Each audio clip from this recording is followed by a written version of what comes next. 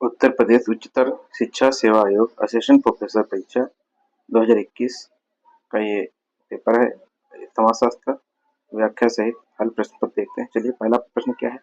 किसने कहा कि सत्य के लिए कोई संचित मार्ग नहीं है? ब्रह्मांड का ज्ञान प्राप्त करने के लिए वैज्ञानिक विधि के द्वार से गुजरना ही पड़ेगा। तो ये कहा किसने? कार्ल पियर्सन ने कहा। कार्ल पियर्सन ने कहा सत्य का कोई संक्षिप्त मार्ग नहीं है। ब्रह्मांड का ज्ञान प्राप्त करने के लिए वैज्ञानिक विधि के द्वार से गुजरना पड़ेगा। जो सिद्धांत शास्त्री यह नहीं जानता कि उसकी कल्पना की परीक्षण के लिए कौन सी विधियां उपलब्ध हैं, वह व्यवहारिक प्रश्नों के निर्माण में असफल रहता है। यह किसने कहा? तो ये कहा हमारा गोडे एवं हार्ट ने।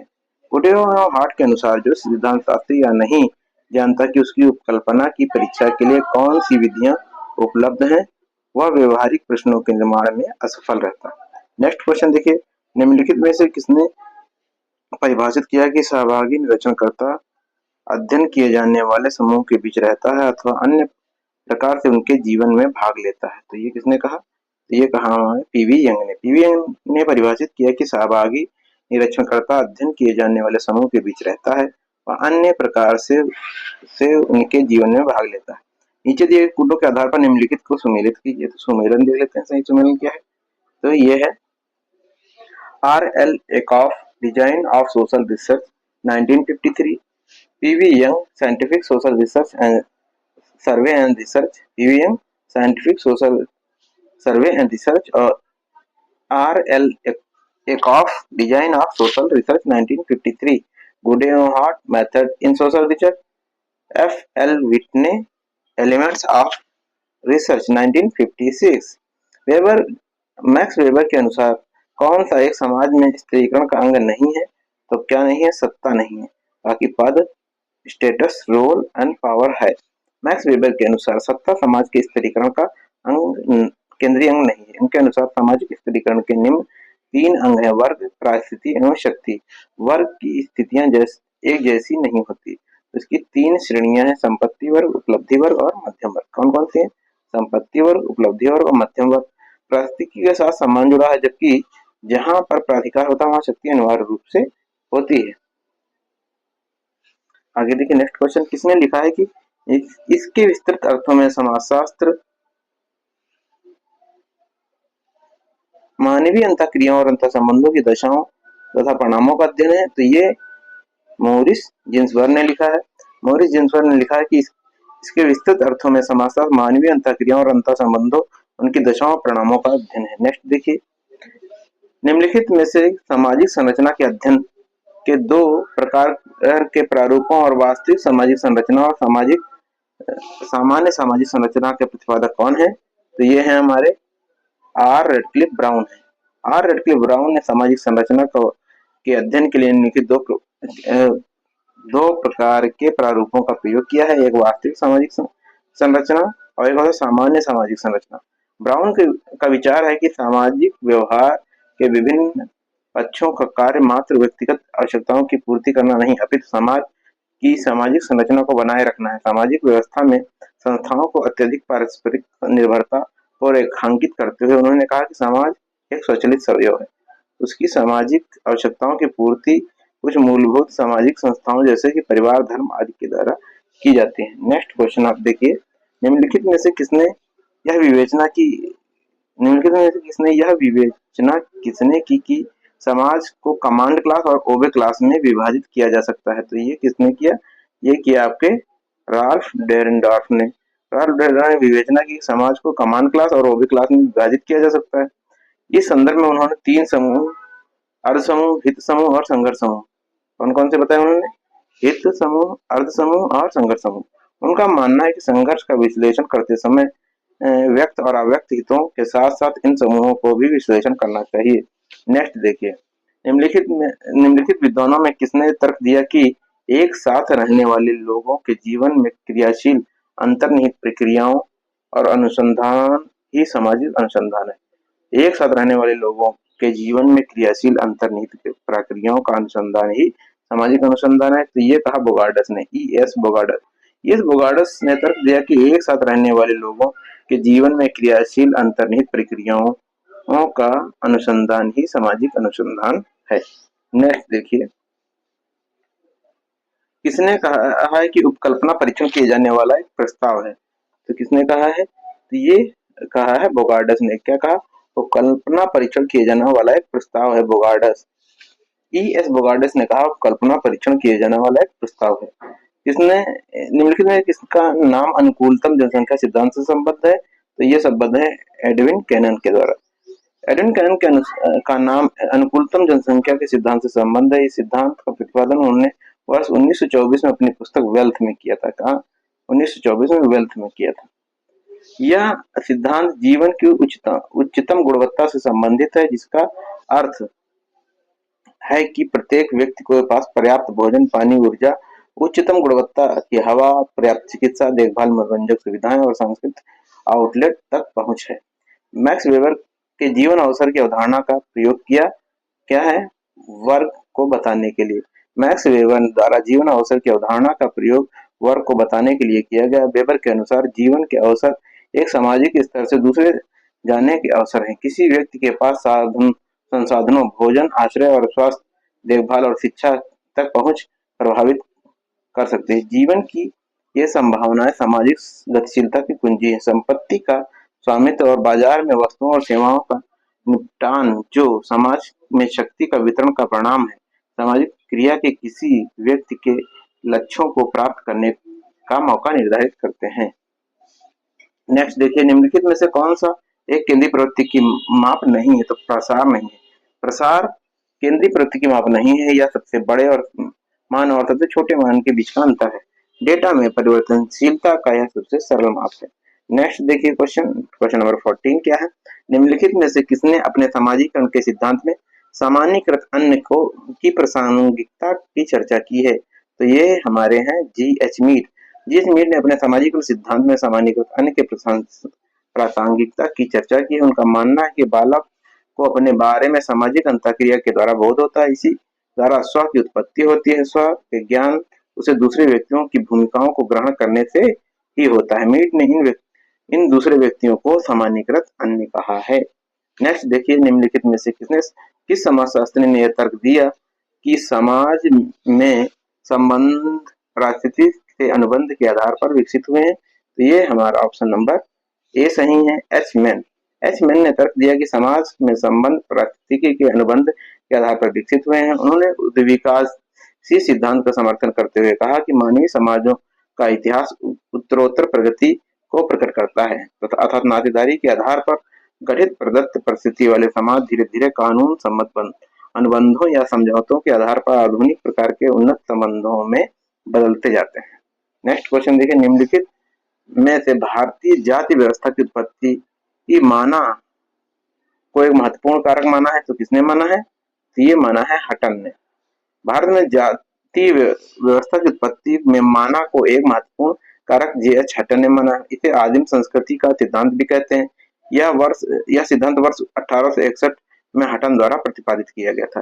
निम्नलिखित में से परिवार की उत्पत्ति हेतु क्रमिक विकास के विचार की अवधारणा किसने दी थी? तो ये दी थी आपके मॉर्गन ने। क्या है इसकी व्याख्या? परिवार की उत्पत्ति हेतु विकास क्रम के विचार की अवधारणा मॉर्गन ने दी। इन्होंने पांच स्तर निम्न प्रकार बताए। एक होता है समरक समूह परिवार, सिंडेस्मियन परिवार, पितृसत्तात्मक परिवार और एक विवाही परिवार। पति पत्नी की परिधि तथा इसके केंद्र में स्थित रक्त संबंधियों से बनने वाले परिवार को क्या कहेंगे? तो इसको कहेंगे रक्त मूलक परिवार।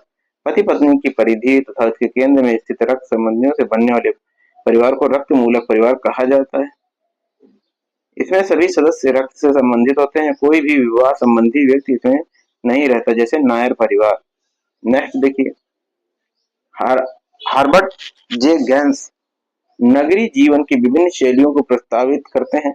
निम्नलिखित में से कौन सी एक उनके द्वारा प्रस्तावित नहीं है? तो ऑप्शन नंबर ए सही है, नवजातीय शहरी। हर्बर्ट जे गैंस ने नगरीय जीवन की शैलियां प्रस्तावित की हैं। वंचित, फंसे हुए, सर्वदेशज, जातीय और अंतर्विहित एवं निसंतान। फिर से देखिए, हर्बर्ट जे गैंस ने नगरीय जीवन की निम्न शैलियां प्रस्तावित की हैं: वंचित, फंसे हुए, सर्वदेशज, जाति, ग्रामीण, अविवाहित एवं निसंतान। एलेक्स इंकल ने समाजशास्त्र की विषय वस्तु को 3 मार्गों द्वारा रूपरेखित किया है। निम्नलिखित में से कौन सा एक उनके द्वारा नहीं दिया गया है? तो कौन सा नहीं दिया गया है? ऑप्शन नंबर ए, संस्थापक जनकों ने क्या किया?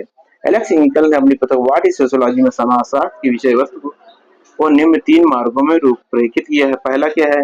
इन्होंने दिया ऐतिहासिक, जिसमें संस्थापक पिता ने क्या किया? अनुभवजन्य। समकालिक समाजशास्त्री क्या कर रहे हैं? विश्लेषणात्मक। क्या कारण क्या सुझाता? नेक्स्ट देखिए, नेक्स्ट क्वेश्चन है, निम्नलिखित में से कौन सा सामाजिक अंतःक्रिया का उदाहरण है? तो ऑप्शन नंबर सी सही है, अपने भाई से झगड़ा करना। प्रश्नगत कथन अपने भाई से झगड़ा करना सामाजिक अंतःक्रिया का उदाहरण है। अंतःक्रिया के लिए दो या दो से अधिक व्यक्तियों का होना आवश्यक है। यह मूर्त, वास्तविक और वार्तालाप सामाजिक संपर्क और आपसी संबंधों पर आधारित होती है। यह एक जटिल प्रक्रिया है जो मानव अंतःक्रियाओं के 3 बड़े स्वरूप सहयोग, प्रतिस्पर्धा और संघर्ष से मिलकर बनती है। नेक्स्ट देखिए question, the elementary structure of kinship. The elementary structure of kinship नामक पुस्तक किसने लिखी? तो यह है C Levi Strauss. The elementary structure of kinship 1949 नामक पुस्तक सी लेवी स्ट्रॉस ने लिखी। इनकी अन्य प्रमुख कृतियां हैं structural anthropology 1958, the savage mind 1962, the totemism today 1962, the structure study of myths 1963, the naked man 1971। निम्नलिखित में से कौन सी मेलिनोव्स्की द्वारा नहीं रचित है? तो कौन सी? पहले तो देखिए कौन सी नहीं रचित है, तो ये है sex and temperament in primitive society. ये उनकी कृति नहीं है, ये है मार्गरेट मीड की कृति है, sex and temperament in primitive societies, 3 primitive societies. अब देखिए ये मेलिनोव्स्की की है, sex and depression in civil society, crime and custom in civil society, the sexual life of savage in north western Melanesia. तो ये पुस्तकें किसकी हैं? The dynamics of cultural change, ये भी किसकी है? ये भी आपकी मेलिनोव्स्की की है ना। नेक्स्ट देखिए, नेक्स्ट क्वेश्चन क्या है?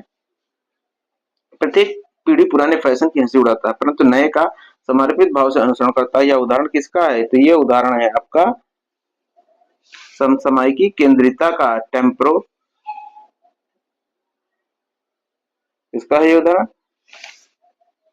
टेम्प्रोसेंट्रिज्म का है उदाहरण, समसामयिक केंद्रिता का। जब एक पीढ़ी पुरानी पीढ़ी की हंसी उड़ाती है परंतु नए को समर्पित भाव से अनुसरण करती है, तो यह सामयिक केंद्रिता का उदाहरण कहलाएगी। फैशन व्यक्ति को 2 प्रमुख इच्छाओं द्वारा प्रभावित होता है। समाज में व्यक्ति में समाज के अनुरूप रहने की इच्छा तथा व्यक्ति में नवीनता की इच्छा। निम्नलिखित में से जनजातियों में से कौन सी एक भ्रात दलों ताइबालिओल और तार्थारोल में बटी हुई है? तो ये है आपकी टोडा जनजाति। टोडा जनजाति 2 भात्र दल हैं, एक है तार्थरोल और दूसरा है तवालिओल। ये अंतर्विवाही हैं, यद्यपि इनमें कोई बहिर्विवाही कुलों में बटे हुए हैं। किस देश में सबसे पहले 1827 में आपराधिक आंकड़े तैयार किए गए थे? तो ये थे आपके फ्रांस में। फ्रांस देश में सबसे पहले वर्ष 1827 में आपराधिक आंकड़े तैयार किए गए थे। इन आंकड़ों का विश्लेषण करने वाले पहले लोगों में से एक एडोल्फ क्वेटलेट थे। कौन थे? एडोल्फ क्वेटलेट। उन्होंने पाया कि कुछ लोगों में दूसरों की तुलना में अपराध करने की अधिक संभावना थी, खासकर वे गरीब, बेरोजगार और कम पढ़े लिखे थे। निम्नलिखित में से कौन सी जनसंख्या के अनुकूलतम सिद्धांत के प्रवर्तक और समर्थक हैं? तो कौन है आपके? ये दोनों ऑप्शन सही है आपके, एडविन कैनन और रॉबिन्सन, कार्ल सैंडर्स और डाल्टन। तो कैनन, रॉबिन्सन, कार्ल सैंडर्स और डाल्टन जनसंख्या के अनुकूलतम सिद्धांत के प्रवर्तक और समर्थक हैं।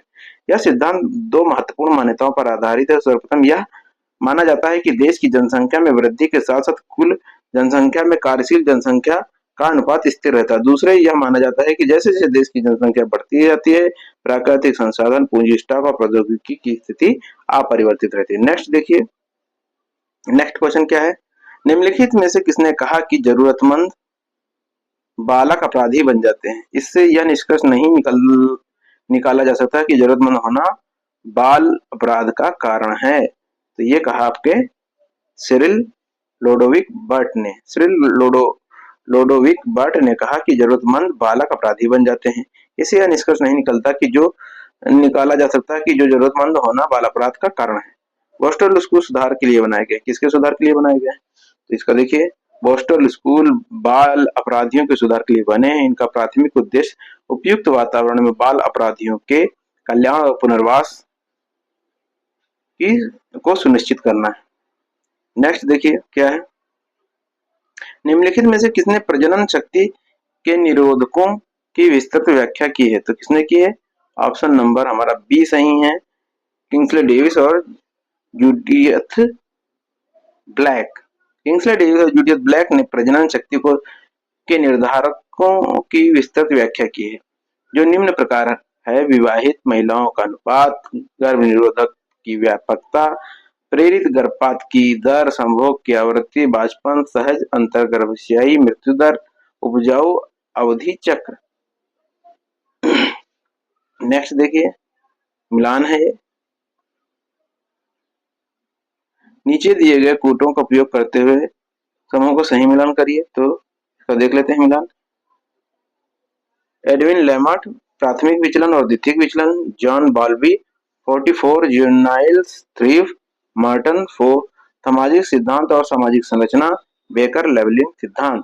निम्नलिखित में से कौन इंडो आर्यन भाषाई परिवार की भाषा है? तो ये है आपकी हिंदी, उर्दू, बंगाली, पंजाबी, मराठी, गुजराती, राजस्थानी, भोजपुरी, उड़िया, मैथिली, सिंधी, नेपाली आदि इंडो आर्यन भाषाई परिवार की भाषा है। कौन कौन सी? हिंदी, उर्दू, बंगाली, पंजाबी, मराठी, गुजराती, राजस्थानी, भोजपुरी, उड़िया, मैथिली, सिंधी, नेपाली आदि इंडो आर्यन भाषाई परिवार की भाषा है। तमिल नहीं है, मलयालम नहीं है, कन्नड़ नहीं।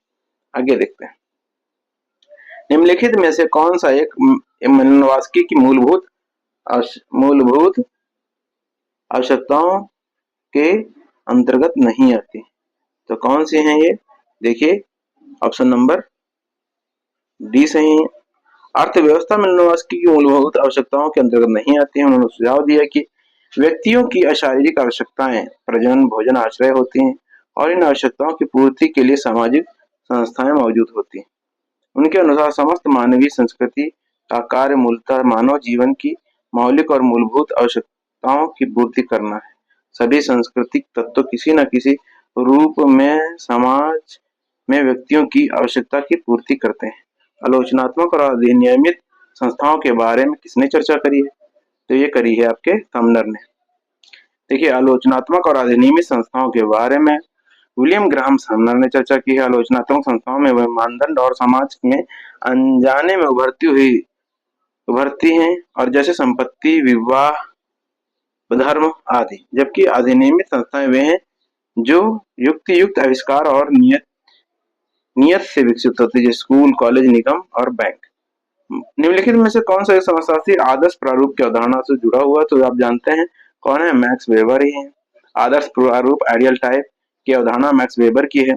यह ना तो औसत प्रारूप है और ना ही आदर्शात्मक, बल्कि यह वास्तविकता से कुछ विशिष्ट तत्वों के विचार पूर्वक चुनाव तथा सम्मिलन द्वारा निर्मित आदर्शात्मक मान है। वेबर ने आदर्श प्रारूप की अवधारणा को डिल्थे तथा सीमेल से ग्रहण किया। इसे जर्मन भाषा में वेस्टरहेन कहते हैं। निम्नलिखित में से कौन सी एक एरिक एरिक्सन की मनुष्य के 8 चरण की प्रमुख विशेषता है? तो अब ध्यान देखिए, कितना बारीकी से क्वेश्चन पूछा गया है कि एरिक एरिक्सन के 8 चरणों की प्रमुख मनोवैज्ञानिक स्व का विकास है और उनके अनुसार जीवन के 8 चरण क्या हैं? पहला, विश्वास बनाम अविश्वास, स्वायत्तता बनाम शर्म और संदेह, पहल बनाम अपराध, उद्योग बनाम हीनता, पहचान बनाम भूमिका भ्रम, अंतर्गतता बनाम अलगाव, उदारता बनाम ठहराव, ईमानदारी बनाम निराशा। तो देखिए फिर से इसको, कौन कौन से हैं? 8 हैं। विश्वास बनाम अविश्वास, स्वायत्तता बनाम शर्म और संदेह, पहल बनाम अपराध, उद्योग बनाम हीनता, पहचान बनाम भूमिका भ्रम, अंतरंगता बनाम अलगाव, उदारता बनाम ठहराव, ईमानदारी बनाम निराशा। नेक्स्ट क्वेश्चन देखिए, लेविस लेविस की गरीबी की संस्कृति, कल्चर ऑफ पॉवर्टी की अवधारणा किस अध्ययन पर आधारित थी? तो ये आधारित थी मैक्सिकन के 5 गांव पर। ऑप्शन नंबर पहला सही है। ऑस्कर लेविस की गरीबी की संस्कृति की अवधारणा मैक्सिकन के 5 परिवार पर आधारित है।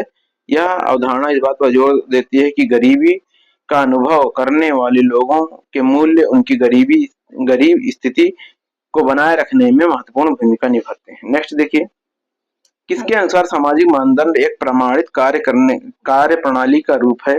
वह कार्य संपन्न करने का एक तरीका है जो हमारे समाज में स्वीकृत है। तो ये ऑप्शन नंबर हमारा ए सही है, बीर स्ट्रीट के अनुसार। तो बीर स्ट्रीट के अनुसार सामाजिक मानदंड एक प्रमाणित कार्य प्रणाली का रूप है, वह कार्य संपन्न करने का एक तरीका है जो हमारे समाज में स्वीकृत है। एक परिकल्पना जिसमें 2 स्थितियों, समूहों, परिणामों या किसी स्थिति की व्यापकता में कोई अंतर नहीं है, तो इसे क्या कहा जाता है? तो इसे कहा जाएगा नल हाइपोथेसिस। फिर से देखिए क्या है, एक परिकल्पना जो 2 स्थितियों, समूहों, परिणामों या किसी परिस्थिति की व्यापकता में कोई अंतर नहीं है, तो इसे कहा जाता है नल परिकल्पना, नल हाइपोथेसिस या शून्य परिकल्पना। एक परिकल्पना जिसमें 2 स्थितियों, समूहों, परिणामों और किसी स्थिति की व्यापकता के लिए कोई अंतर नहीं है, तो इसे शून्य परिकल्पना कहा जाता है। शून्य परिकल्पना यह बताती है कि मापी गई घटना, आश्रित चर, स्वतंत्र चर के बीच कोई संबंध नहीं है। देखिए, निम्नलिखित में से किसने कहा कि भारत में समाजशास्त्र भारत विधा और समाजशास्त्र के संगम पर खड़ा है? भारतीय समाज को समझने के लिए आवश्यक पूर्व शर्त है कि सही प्रकार से मिश्रण के रूप में है। फिर से देखिए, निम्नलिखित में किसने ये कहा कि भारत में समाजशास्त्र भारतीय विद्या और समाजशास्त्र के संगम पर खड़ा है?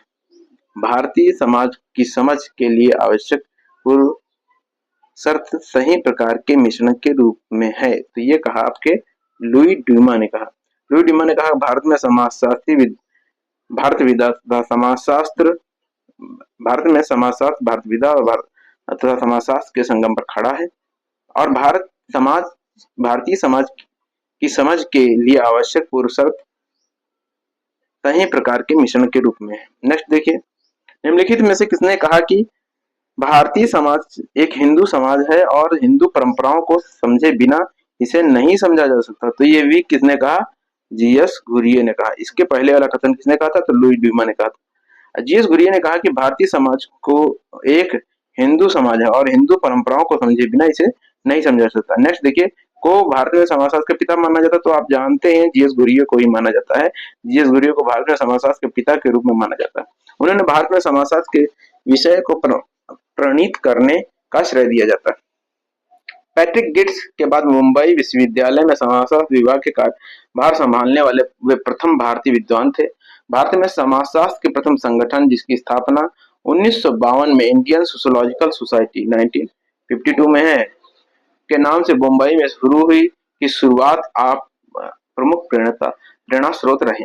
मैन एंड हिज हैबिटेशन नामक पुस्तक किसने लिखी थी? तो ये लिखी थी आपकी पुस्तक आर के मुखर्जी ने। मैन एंड हिज हैबिटेशन 1940 नामक पुस्तक आर के मुखर्जी ने लिखी। इनकी अन्य प्रमुख कृतियां कौन कौन सी? इंडियन वर्किंग क्लास 1945 में, Indian working class 1945, the social structure of values ये है 1949, social structure of values 1949, the dynamics of moral 1951, dynamic of moral 1951, the dimension of human values 1964, dimension of human values ये 1964, और man and his habitation ये कब हुई थी? 1940 में। और कौन है? आर के मुखर्जी, राधा कमल मुखर्जी। नेक्स्ट देखिए, शासक वर्गों के वर्चस्व में आने वालों के लिए अधीनस्थ शब्द का प्रयोग सर्वप्रथम निम्नलिखित में से किसने किया था? तो एंटोनियो ग्राम्सी ने किया था। शासक वर्गों के वर्चस्व में आने वालों के लिए अधीनस्थ सबाल्टर्न शब्द का प्रयोग सर्वप्रथम एंटोनियो ग्राम्सी ने किया था।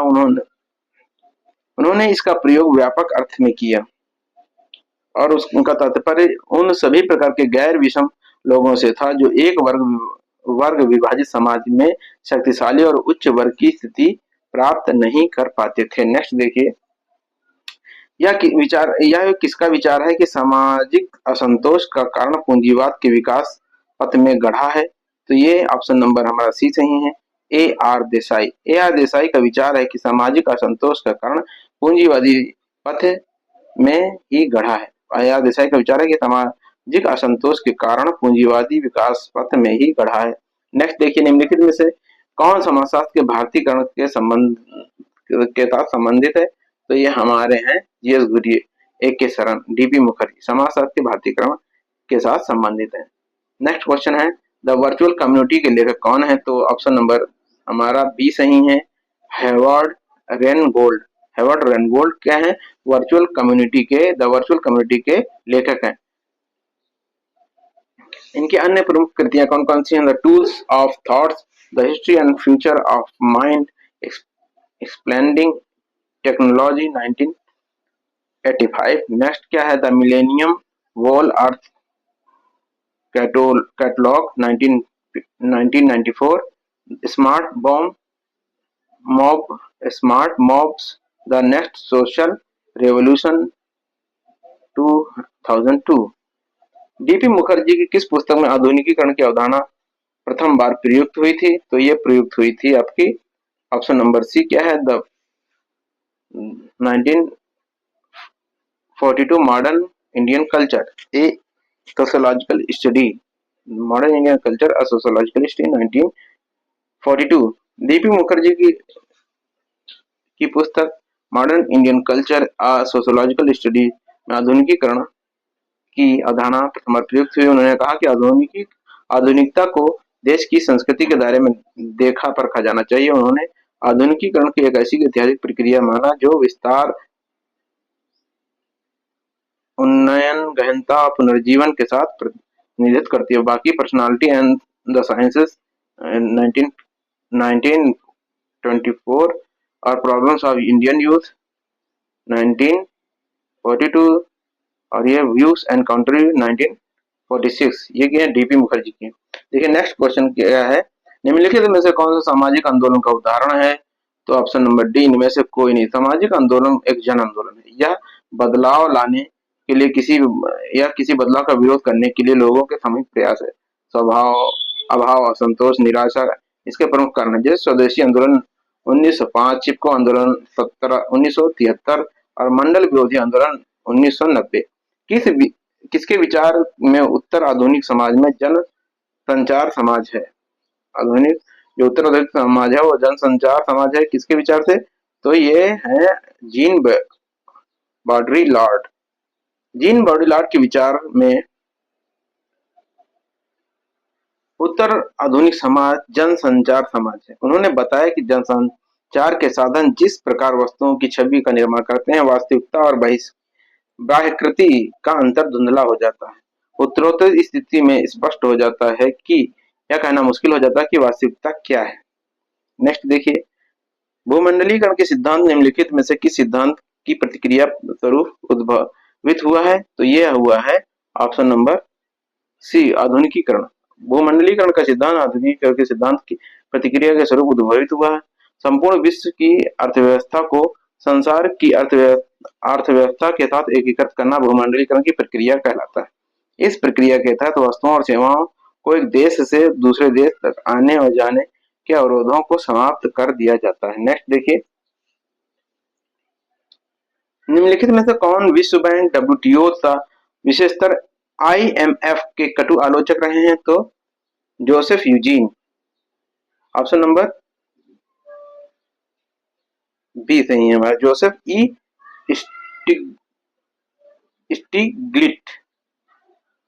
जोसेफ यूजीन स्टिग्लिट्ज एक अमेरिकी अर्थशास्त्री और सार्वजनिक नीति विश्लेषक हैं जो अब न्यूयॉर्क के कोलंबिया विश्वविद्यालय के प्रोफेसर हैं। वे विश्व बैंक, डब्ल्यूटीओ और विशेषतः आईएमएफ के कटु आलोचक रहे।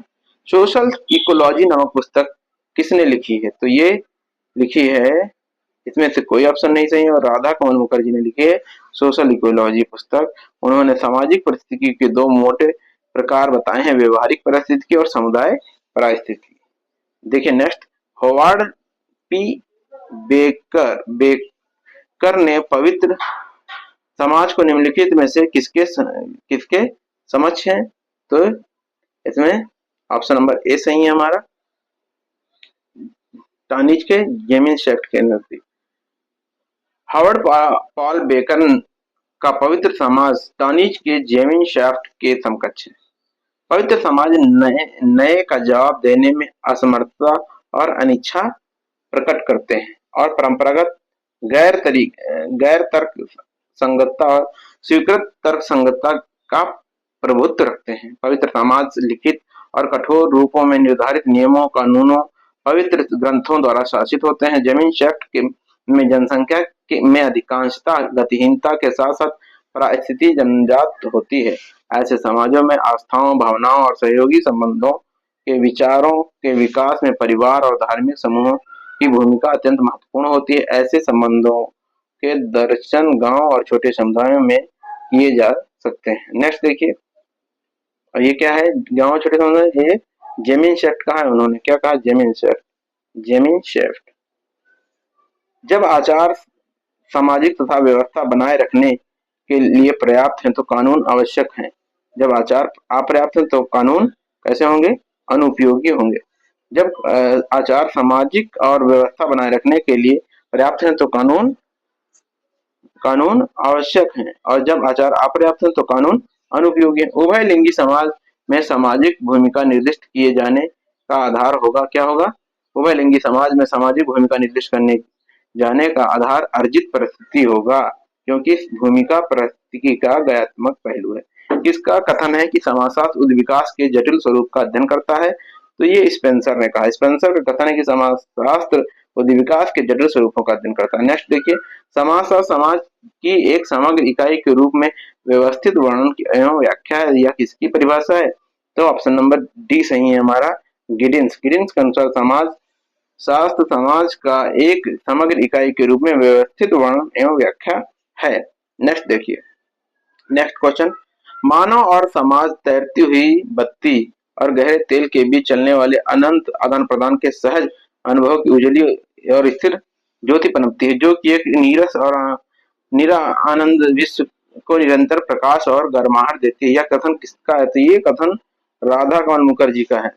राधा कमल मुखर्जी ने कहा कि मानव और समाज तैरती हुई बत्ती और गहरे तेल के बीच चलने वाले अनंत आदान प्रदान की सहज अनुभव की उजली स्थिर ज्योति पनपती है, जो हमारे नीरस और निरानंद विश्व को निरंतर प्रकाश और गर्माहट देती रहती है। नेक्स्ट क्वेश्चन देखिए 60।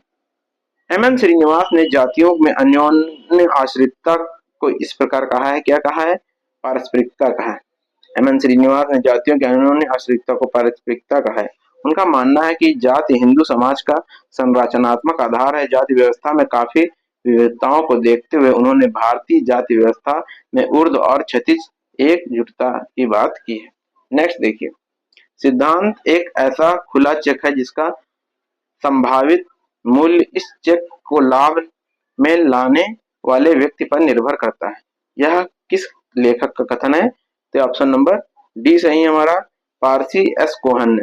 पारसी एस कोहन का कथन है कि सिद्धांत एक ऐसा खुला चेक है जिसका संभावित मूल्य इस चेक को लाभ में लाने वाले व्यक्ति पर निर्भर करता है। नेक्स्ट देखिए, सी राइट्स मिल के अनुसार सत्ता के त्रिभुज के 3 प्रमुख तत्व हैं। निम्नलिखित में से सही तत्वों का चयन करना है। तो कौन से तत्व हैं हमारे? तो